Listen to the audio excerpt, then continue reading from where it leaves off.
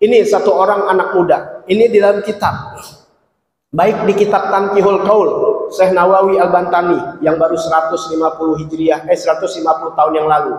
Kemudian naik lagi 300 tahun yang lalu dalam kitab Syarah Ainiyah, yaitu Al-Imam Al-Habib Ahmad bin Zain Al-Habsyi, murid dari Al-Habib Abdullah, mensarahkan kitab namanya Syarah Ainiyah, kitab gurunya Al-Habib Abdullah bin Abdul Haddad.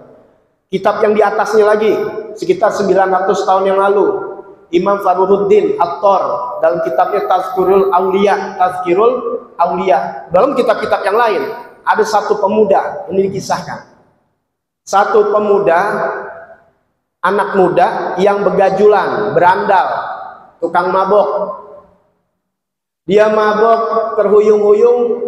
Pada saat di satu hari dia lagi mabok, dia lagi jalan, ketemu ada lembaran kertas. Ya, kertas. Kemudian kertas itu ada di bawah, udah diinjak orang, udah terhinakan ibaratnya. Dia lihat tertuju ada tulisan Bismillahirrahmanirrahim, ada nama Allah, ada Ismullah. Kemudian beliau selamatkan. Beliau dalam keadaan mabuk, diambil, kemudian dibersihkan, dibelikan minyak wangi, dipakein minyak wangi, kemudian disimpan. Allah kasih hidayah. Siapa namanya? Yaitu Bishr bin Haris, dikenal dengan Imam Bishr Al-Hafi. Setelah dia ketemu, ya, disimpan, maka dalam kitab ini agak berlainan. Ada yang dimimpikan ulama kemudian menyampaikan kepada Bishr, tapi di kitab yang lain dia yang mimpi langsung. Jadi intinya sama, ya, perbedaan agak cerita tapi intinya sama. Apa mimpinya itu? Ya, ada suara yang mengatakan, ya Bishr, hai Bishr, tayyabta ismi la utayyibanna ismaka fid dunya wal akhirah. Hai Bishr, kata suara ini. Ada ulama yang dia mimpi sama bacaannya seperti ini, kata-katanya seperti ini, sampai 3 kali mimpi. Karena nggak percaya yang dimimpinnya orang mabok. Masa iya? Yang artinya di sini, ya Bishr, hai Bishr, tayyabta ismi, engkau telah mewangikan, menjaga dan mewangikan namaku. La utayyabanna ismaka fid dunya wal akhirah. Sungguh saya akan wangikan, akan harumkan namamu di dunia dan di akhirat. Disitulah dia dapat hidayah dari Allah Subhanahu wa ta'ala. Jangan pernah menghina siapapun. Kalau ternyata nanti pada satu saat ada adab atau akhlak yang Allah ridho, Allah kasih hidayah. Inilah seorang pemuda yang begajulan, yang berandalan, yang mabok, diangkat derajatnya Allah Ta'ala.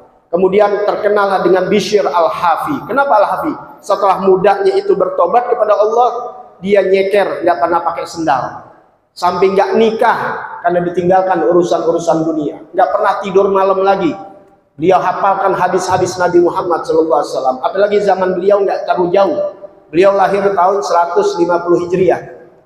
Berbarengan dengan lahirnya, tahunnya sama dengan Imam Syafi'i radhiyallahu anhu. Imam Bishr radhiyallahu anhu, seorang sufiah yang mengenal Allah Subhanahu wa taala, derajatnya tinggi di sisi Allah Subhanahu wa taala. Banyak kata-katanya yang luar biasa yang menjadi acuan. Di kitab-kitab ulama ditulis. Termasuk Imam Habib Abdullah bin Abdul Haddad memuji beliau, sampai dalam Syarahnya Ainiyah dijelaskan tuh tentang Bishr Al-Hafi. Kemudian di kitab Syekh Nawawi Al-Bantani, kitab Tanqihul Qaul pun dijelaskan tentang kemuliaan beliau. Beliau dapat hidayah karena menjaga, mengharumkan nama Allah. Bismillahirrahmanirrahim. Nah, makanya kita yang udah beragama, yang udah dapat hidayah, jangan sampai tertutup hidayah gara-gara sebaliknya meremehkan ayat-ayat Allah, meremehkan Nabi Muhammad SAW. Hati-hati, ya, benar-benar undangan-undangan, nyetak undangan. Saya dulu nikah undangan nggak pakai ayat Quran. Mengapa so Islam? Islam nggak dari situ. Islam bukan penampilan, Islam dijalankan. Bukan dengan meriahnya kalian bikin undangan dengan tulisan ayat Quran mulu, bukan. Ya, bukan berarti berhenti ngundang cetak, jangan. Tukang cetak kasihan, nyetak tetap. Cuma jangan pakai ayat Quran, nggak usah, udah. Ya, nggak usah pakai bismillah. Atau undangan takutnya dijaga apa enggak? Kalau habis nggak dijaga, dibuang-buang. Saya berapa kali nemuin undangan-undangan. Ya, undangan maulid, undangan nikah yang terbuang, apalagi bukan bismillah lagi, ada ayat-ayat Quran di situ. Ya biasa pakai surah An-Nur, ya tentang berpasang-pasangan. Jaga kalau kita menghormati, jangan taruh di bawah ayat Quran, Yasin, surah Yasin dan sebagainya. Ya seorang pemabuk aja di sini Allah kasih hidayah karena dia menghormati ayat Allah Subhanahu wa taala, menghormati ya tulisan Bismillahirrahmanirrahim. Ya mudah-mudahan kita dapat hidayah dan taufik dari Allah Subhanahu wa taala.